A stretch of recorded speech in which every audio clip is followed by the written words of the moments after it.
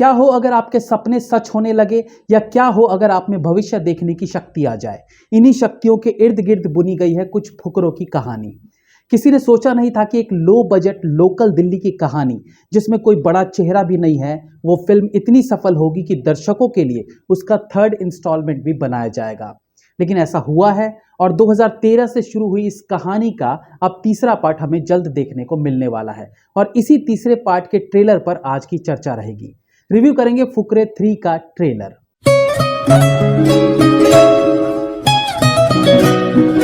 हनी गुलाटी हो या लाली हलवाई, चूचा सिंह हो या पंडित, या फिर भोली पंजाबन, ये सारे नाम अब किसी के लिए भी अनजान नहीं रहे हैं।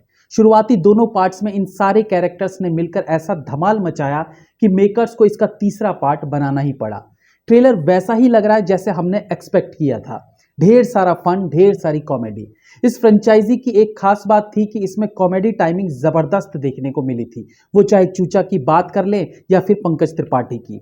एक तरफ चूचा जहां फनी डायलॉग्स में एक्सप्रेशंस का भरपूर इस्तेमाल करते हैं, वहीं पंकज त्रिपाठी जैसे कलाकार डायलॉग्स में केवल टाइमिंग के बलबूते फ्लैट फेस में भी जबरदस्त कॉमेडी कर जाते हैं। वहीं बाकी के कैरेक्टर्स भी अपने किरदारों को बेहतरीन निभाते आए हैं। 2 सीजन्स हो जाने के बाद अब ये सारे कैरेक्टर्स एक्सपीरियंस्ड हो चले हैं और अपने अपने किरदारों में कुछ न कुछ ऐड ऑन करके इस फुकरे 3 में हम सबको देखने को मिलेंगे। तो जाहिर बात है फुकरे 3 पहले से और बेहतर होकर हमारे समक्ष आएगी, जैसा कि इस ट्रेलर से प्रतीत हो भी रहा है। फुकरे 1 में जहां चूचा के पास सपने सच होने की शक्ति थी, वहीं फुकरे 2 में उसे भविष्य नजर आता था, जिसके कारण फिल्म में फन क्रिएट हुआ था। अब इस बार चूचा एक नए अवतार में नई शक्ति के साथ देखने को मिलने वाले हैं, और ये चीज ऑफ कोर्स फुकरे फैंस के लिए एक्साइटमेंट बढ़ा देगी। देखा जाए तो चूचा को मिलने वाली शक्ति इस फिल्म का सेंटर पॉइंट है, और उसी शक्ति के चारों तरफ ये सारे कैरेक्टर्स बुने गए हैं। तो चूचा का गिफ्ट अगेन फुकरे 3 में भी बहुत मायने रखेगा। ट्रेलर अच्छा लग रहा है, बल्कि अगर इस साल की कॉमेडी फिल्मों के पॉइंट ऑफ व्यू से देखें तो ये साल का बेस्ट कॉमेडी ट्रेलर लग रहा है, जहां बहुत सारा फन देखने को मिलने वाला है। इंडियन फिल्म्स की हिस्ट्री देखें तो ऐसी बहुत कम फिल्में बनी है जिनका तीसरा पार्ट बना हो, लेकिन अगर फुकरे जैसी लो बजट फिल्म जिसमें कोई बहुत बड़ा चेहरा ना हो, ऑफ कोर्स पंकज त्रिपाठी अब बड़ा चेहरा है, लेकिन पहले पार्ट में वो भी इतने फेमस नहीं थे, तो अभी भी अगर कम बजट और बिना बड़े स्टार्स वाली फिल्म का तीसरा इंस्टॉलमेंट बन रहा है, मतलब पहले दोनों पार्ट्स ने लोगों को सेटिस्फाई किया है। ऐसे में ट्रेलर देखकर ये अनुभव तो हो ही रहा है कि किसी भी मायने में तीसरा इंस्टॉलमेंट पहले दोनों से कम नहीं होने वाला है। अभी पिछले 1-2 साल में देखें तो बॉलीवुड में सीक्वल फिल्म्स धमाल मचा रही हैं, वो चाहे भूल भुलैया 2 हो, दृश्यम 2 हो, ओ माय गॉड 2 हो, या फिर गदर 2।